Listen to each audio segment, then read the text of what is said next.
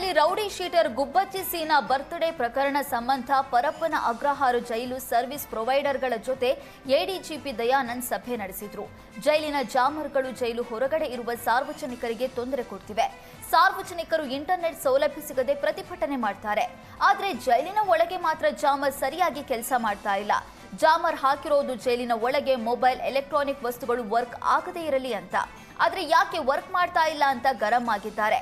ಸಭೆಯಲ್ಲಿ service ಪ್ರೊವೈಡರ್ಗಳಿಗೆ full class ತೆಗೆದುಕೊಂಡಿದ್ದಾರೆ. ಜೈಲಿನಲ್ಲಿ ನೆಟ್ವರ್ಕ್ ಸಂಪೂರ್ಣ ಸ್ತಬ್ಧ ಮಾಡೋದಕ್ಕೆ, ಯಾವುದೇ ಫೋಟೋ ವಿಡಿಯೋ ಹೊರಬರದಂತೆ ಟೈಟ್ ಮಾಡೋದಕ್ಕೆ ಸೂಚಿಸಿದ್ದಾರೆ.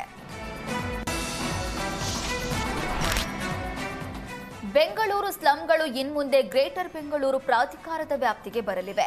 ಬೆಂಗಳೂರಿನಲ್ಲಿ 480 ಸ್ಲಂಗಳಿವೆ. ಅವುಗಳ ಅಭಿವೃದ್ಧಿಗಾಗಿ ಮೀಸಲಿಟ್ಟಿರುವ 50 ಕೋಟಿ ಸಾಲ್ತಾ ಇಲ್ಲ.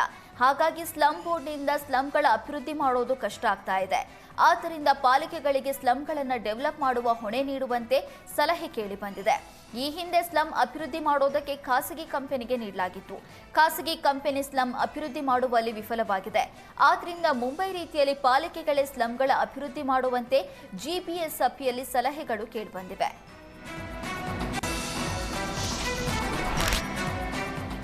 ಸುಪ್ರೀಂ ಕೋರ್ಟ್ ಮುಖ್ಯ ನ್ಯಾಯಾಧೀಶರ ವಿರುದ್ಧ ಕೇವಲ ಪೋಸ್ಟ್ ಅಷ್ಟೇ ಅಲ್ಲ, ಕೆಟ್ಟದಾಗಿ ಕಾಮೆಂಟ್ ಹಾಕಿದ್ರೂ ಕೂಡ ಎಫ್ಐಆರ್ ದಾಖಲಿಸಲು ಪೊಲೀಸರು ಮುಂದಾಗಿದ್ದಾರೆ.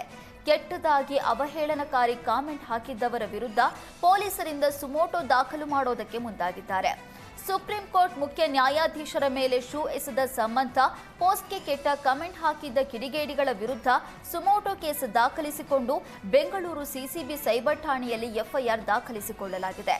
ಕೇಸರಿ ನಂದನ್, ಶ್ರೀಧರ್ ಕುಮಾರ್, ನಾಗೇಂದ್ರ ಪ್ರಸಾದ್, ರಮೇಶ್ ನಾಯ್ಕ್, ಮಂಜುನಾಥ್ ಎಂಸಿ ಎಂಬುವರ ವಿರುದ್ಧ ಅವಹೇಳನ, ಬೆದರಿಕೆ ಒಡ್ಡುವ ರೀತಿ ಹಾಕಿದ್ದ ಕಮೆಂಟ್ ಸಂಬಂಧ ಪ್ರಕರಣ ದಾಖಲಾಗಿದೆ.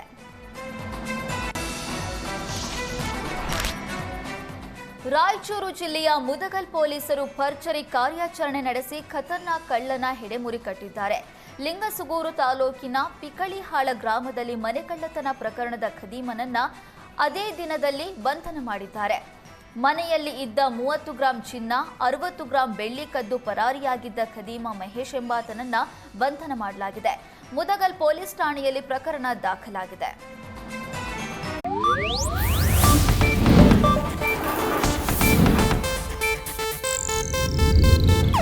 ಇದು ಏಷ್ಯಾನೆಟ್ ನ್ಯೂಸ್ ನೆಟ್ವರ್ಕ್ ಪ್ರಸ್ತುತಿ.